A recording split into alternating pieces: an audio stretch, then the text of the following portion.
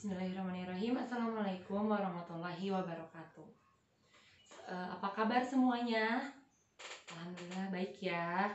Sebelum memulai pembelajaran, alangkah baiknya kita berdoa terlebih dahulu. Untuk KM, silahkan pimpin doa terlebih dahulu. Amin. Setelah membaca doa, Ibu akan mengabsen terlebih dahulu ya.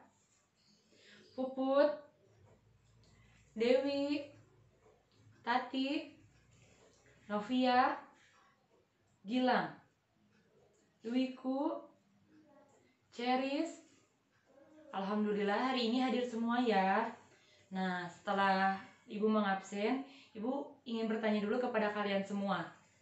Apakah masih ada yang ingat materi pembelajaran minggu lalu membahas tentang apa? Iya Dewi, silahkan. Ya betul, materi di pertemuan minggu lalu kita membahas tentang perilaku terpuji dan perilaku tercela. Nah sekarang Ibu akan membahas materi hari ini tentang iman kepada malaikat. Apakah ada yang tahu malaikat itu apa? Iya Ceris. Ya betul, itu tapi dari segi ciptaannya. Sekarang Ibu akan menjelaskan dari pengertian malaikat. Asal kata malaikat yaitu berasal dari bahasa Arab yang berarti menyampaikan pesan.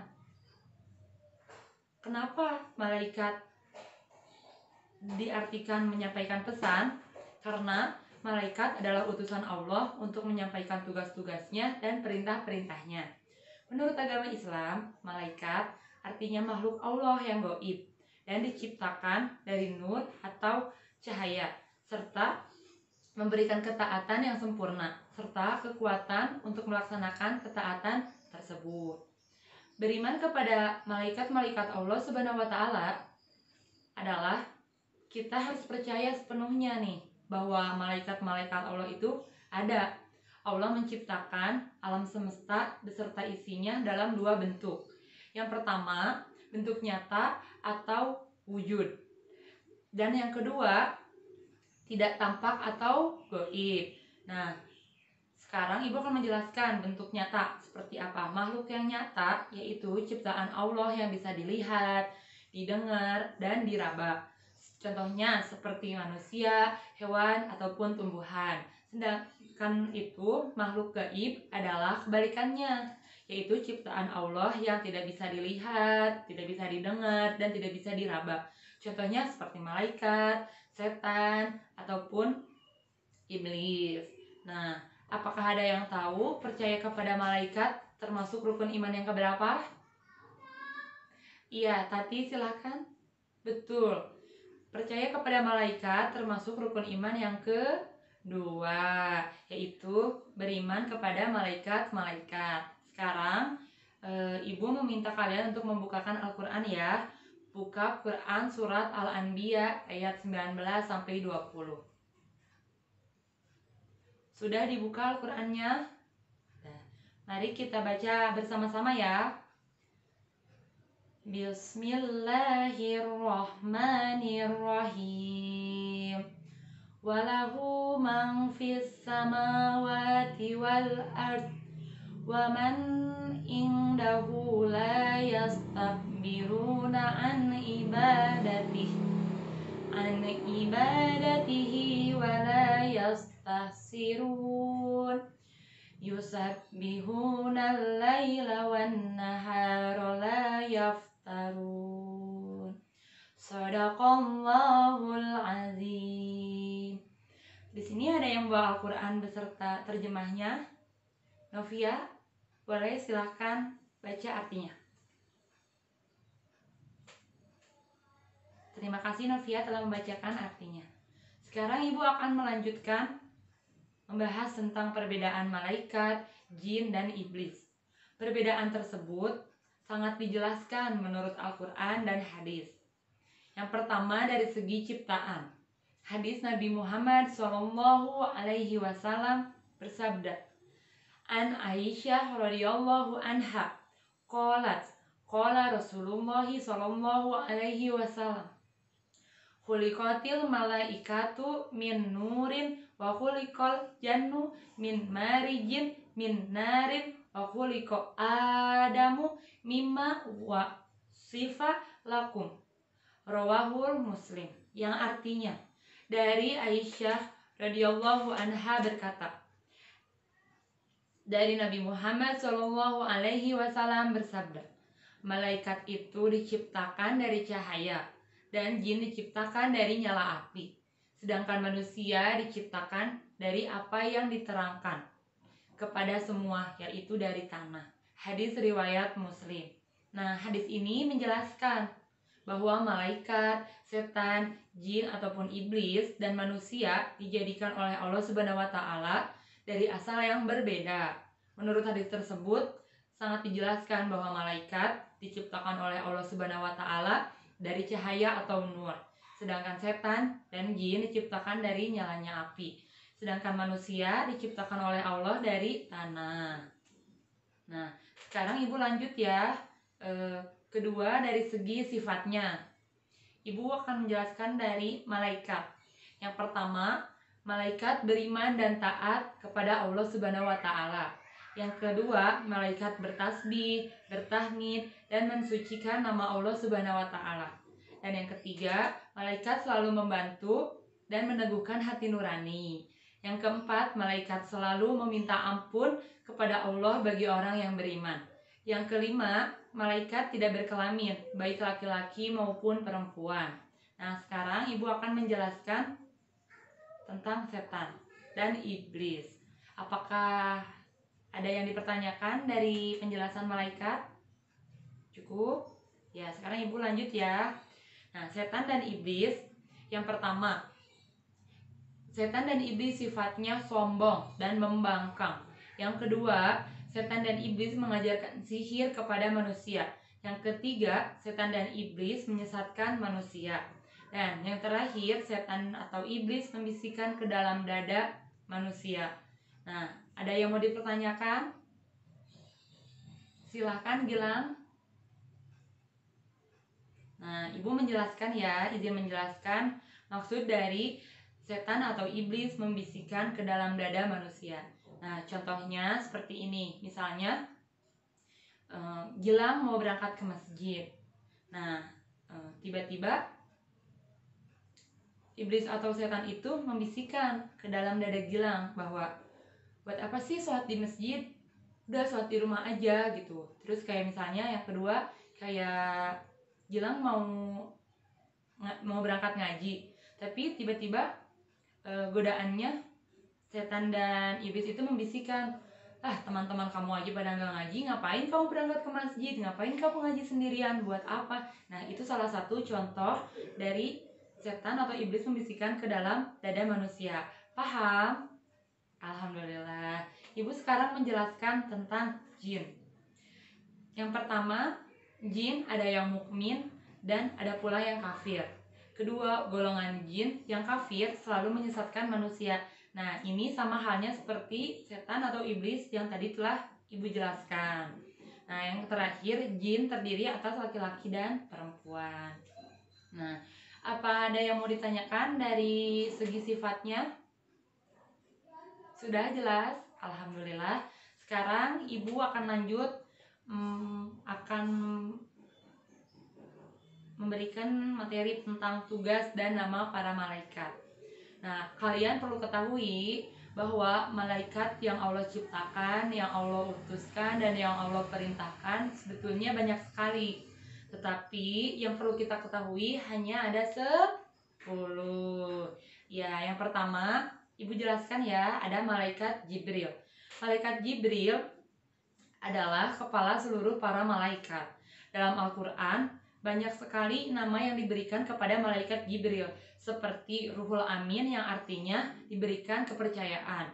Kemudian Ruhul Kudus yang artinya sangat suci. Nah, jadi sebetulnya tugas utama malaikat Jibril itu adalah menyampaikan wahyu kepada para nabi dan rasul Allah Subhanahu wa taala. Wahyu tersebut untuk disampaikan lagi kepada umat manusia. Nah, Ibu lanjut lagi ya. Yang kedua ada malaikat Mikail. Nah, malaikat Mikail ditugaskan oleh Allah untuk mengatur perputaran dan perjalanan galaksi yang tak berujung, mengatur bintang-bintang yang tak terhingga jumlahnya, terus mengatur hujan, panas, siang, dan malam. Selain itu juga, malaikat Mikail itu tugasnya membagikan rezeki. Nah, malaikat Mikail melaksanakan tugas tersebut, mematuhi perintah tersebut atas izin dan kehendaknya Allah Subhanahu wa Ta'ala. Yang ketiga, ada malaikat Israfil. Malaikat Israfil tugasnya meniup sangkakala pada hari kiamat. Ada yang tahu nggak malaikat Israfil itu meniup sangkakala berapa kali? Ayo. Iya, Dwiku. Berapa kali? 2. Iya, betul. Malaikat Israfil meniup sangkakala sebanyak 2 kali. Yang pertama, mengakibatkan rusaknya alam dunia dengan segala isinya, termasuk matinya semua makhluk yang hidup di dunia ini. Kemudian tiupan yang kedua, yaitu membangkitkan semua umat manusia dari alam kubur dan dikumpulkan di padang mahsyar. Sekarang Ibu lanjut ke yang keempat, malaikat Israel. Malaikat Israel disebut juga dengan malaikat maut. Kenapa tuh malaikat Israel disebut dengan malaikat maut? Ada yang tahu?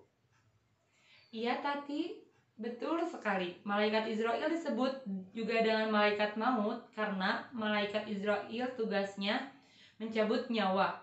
Jadi malaikat Israel itu ditugaskan Allah untuk mencabut nyawa seluruh makhluk hidup yang ada di muka bumi ini. Bila telah sampai waktunya dan semua makhluk hidup sudah mati, ia akan mencabut nyawanya diri sendiri gitu. Paham? Paham. Sekarang Ibu akan menjelaskan selanjutnya malaikat Raqib dan Atid. Nah, malaikat Raqib dan Atid bertugas untuk mengawasi dan mencatat perbuatan dan perkataan manusia. Nah, malaikat Raqib tugasnya mencatat perbuatan yang baik, dan malaikat Raqib juga selalu ada di sebelah kanannya manusia. Malaikat Atid tugasnya mencatat perbuatan yang buruk, dan malaikat Atid juga selalu ada di sebelah kirinya manusia. Jadi kalian jangan sampai terbalik ya. Kalau yang sebelah kanan malaikat Raqib, sebelah kiri adalah malaikat Atid. Nah, maka dari itu setelah setiap perkataan dan perbuatan manusia pastilah dimintai pertanggungjawabannya di akhirat kelak. Jadi kalian jangan sampai mengucapkan atau mengatakan perkataan yang tidak baik atau melakukan perbuatan yang tidak baik, karena semuanya akan dipertanggungjawabkan di akhirat nanti. Selanjutnya ada malaikat Munkar dan Nakir. Nah, malaikat Munkar dan Nakir tugasnya menanyakan perbuatan atau amal manusia semasa hidupnya di alam kubur. Nah, maka dari itu kita sebagai kaum muslimin dan muslimat sebaiknya selalu perbanyaklah perbuatan baik dan jauhi perbuatan buruk semasa hidup di dunia. Karena kenapa kita harus menjauhi semua perbuatan buruk yang ada di dunia semasa hidup tuh? Karena yaitu bahwa malaikat-malaikat Allah itu selalu mencatat apa yang kita lakukan, apa yang kita katakan, apa yang akan kita lakukan pun malaikat-malaikat pasti sudah mencatat. Jadi sebaiknya kita harus melakukan perbuatan yang baik dan ucapan yang baik. Sekarang malaikat yang ke-9, yaitu malaikat Malik. Malaikat Malik bertugas untuk menjaga pintu neraka. Nah, kalian ada yang tahu nggak neraka itu apa? Nah, jadi Ibu jelaskan ya. Neraka itu adalah tempat di mana seluruh umat manusia yang selalu tidak mentaati perintah Allah Subhanahu wa Ta'ala, seperti yang selalu melawan kepada orang tua, yang selalu melakukan maksiat, dan yang selalu mengucapkan perkataan yang tidak baik dan perbuatan yang tidak baik. Nah, jadi kita sebagai umat manusia di dunia ini, selagi kita masih diberikan kesempatan oleh Allah Subhanahu wa Ta'ala, sebaiknya kita manfaatkan dengan sebaik-baiknya ya. Nah, sekarang ada yang ke-10. Ke-10 yaitu malaikat Ridwan. Apakah ada yang tahu malaikat Ridwan itu tugasnya untuk apa? Ih, Masya Allah, kalian luar biasa sekali. Kalian pintar sekali bahwa, ya betul sekali bahwa malaikat Ridwan tugasnya menjaga pintu surga. Surga itu merupakan tempat bagi manusia untuk menerima ganjaran pahala sebagai balasan perbuatan baik selama di masa hidupnya.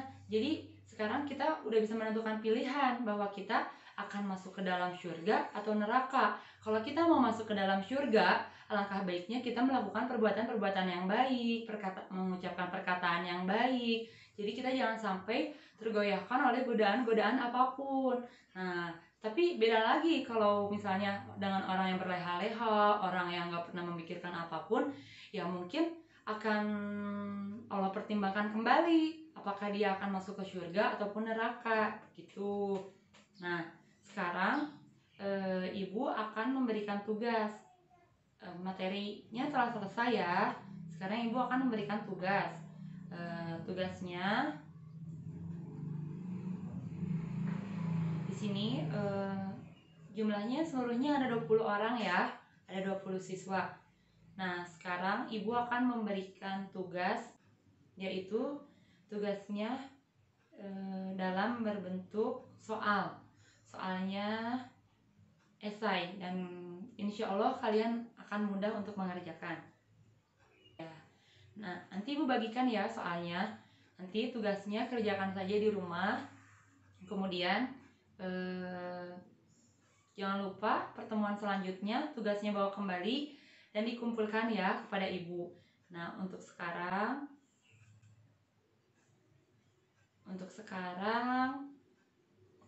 apakah ada yang mau bertanya tentang materi yang telah ibu sampaikan hari ini? Cukup? Alhamdulillah. Sekarang ibu akan memberikan hikmah dari tugas-tugas malaikat. Nah, jadi hikmahnya itu dengan kita bisa beriman kepada Allah Subhanahu wa taala, kita juga diberikan rasa untuk beriman kepada malaikat. Kita sadar bahwa manusia itu harus selalu berbuat baik dan menjauhi perbuatan yang buruk. Kemudian dengan iman kepada malaikat juga kita sadar bahwa segala perbuatan kita selalu dicatat. Jadi baik perbuatan yang akan dilakukan ataupun yang sedang dilakukan. Jadi kita harus selalu meniatkan baik gitu. Jangan karena perbuatannya belum dilakukan tapi kita udah niatnya buruk duluan, jangan. Jadi kita harus meniatkan juga karena perbuatan yang baik. Nah, yang terakhir, dengan adanya malaikat yang mengatur rezeki, mencabut nyawa, meniup sangkakala, itu semua menandakan betapa Allah telah menciptakan segala kehidupan di dunia ini, dan akhirat untuk manusia itu ya nyata sekali. Jadi kita sekarang sebagai umat manusia harus bisa membenah diri sendiri untuk melakukan hal yang baik di masa yang akan datang. Itu mungkin materi ibu hari ini cukup sekian, dan mohon maaf bila ada kesalahan. Wabillahi taufiq wal hidayah. Wassalamualaikum warahmatullahi wabarakatuh.